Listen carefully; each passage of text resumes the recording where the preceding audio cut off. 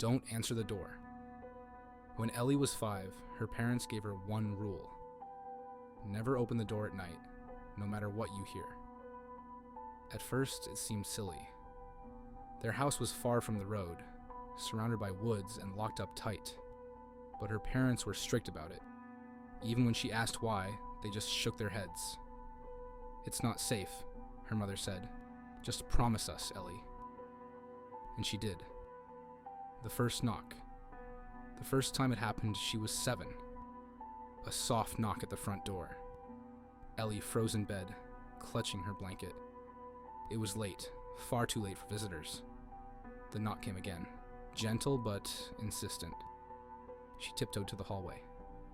The door was locked. Through the peephole, she saw nothing but darkness. No car in the driveway, no footsteps in the snow. Then a voice. "Ellie, it's me. Open up." Her breath caught. It was her mother's voice, but Mom was asleep upstairs. Ellie backed away, trembling. A long silence. Then, footsteps retreating. The next morning, she told her parents. They looked at each other, then at her. "You didn't open the door, did you?" her father asked. Ellie shook her head. Her mother hugged her, stroking her hair. "Good girl," she whispered. "Just keep the door locked. No matter what." The second knock years passed. The knocking didn't come often, but when it did, it always sounded like someone she knew. Sometimes it was her dad. Sometimes her best friend Mia, always asking to be let in. Ellie never did. By the time she was 12, she'd almost convinced herself it was a dream. Until the night she hurt herself. The third knock. It was past midnight.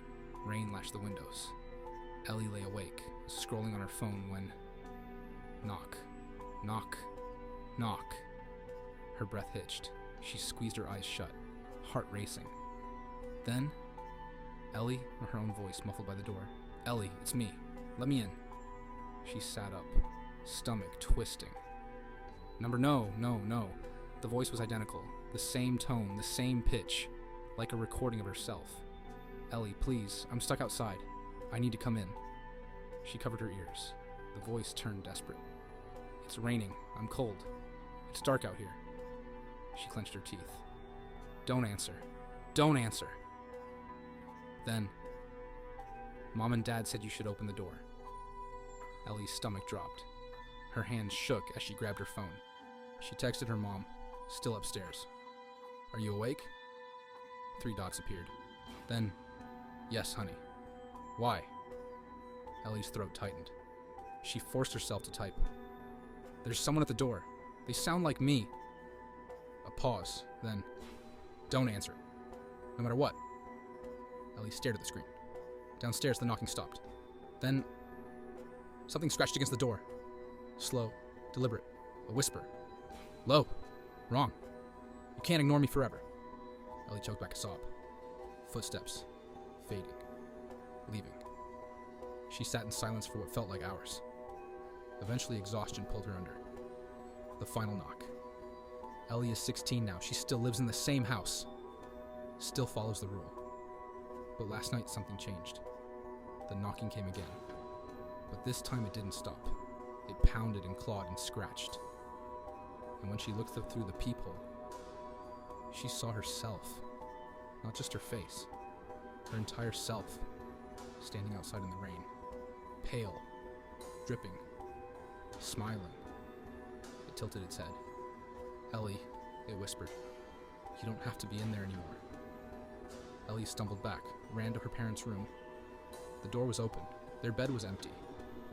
And then, the knocking stopped, because the front door was already open. Ellie's heart nearly stopped. The door, her door, was open. Just a crack. Just enough to let in the cold, damp air from outside. And her other self was gone. She swallowed hard, her throat dry. Had it come in? Was it already inside?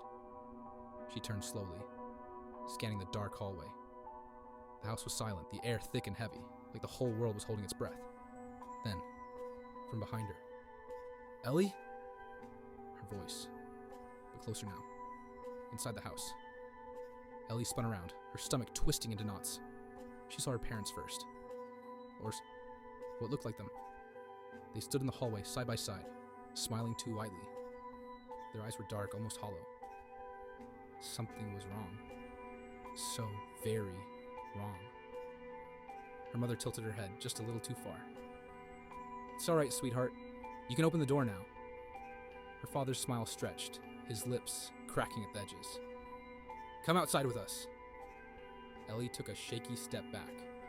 Her mother held out her arms. "We've been waiting for you." Behind them, just at the edge of the dim light, she was there. The other Ellie, standing perfectly still, grinning. "Come outside," her own voice whispered. Ellie turned and ran. She didn't think, didn't stop, just bolted up the stairs, her feet slamming against the wood. She reached her room, slammed the door, and locked it. She pressed her back against the door, panting, her hands shaking.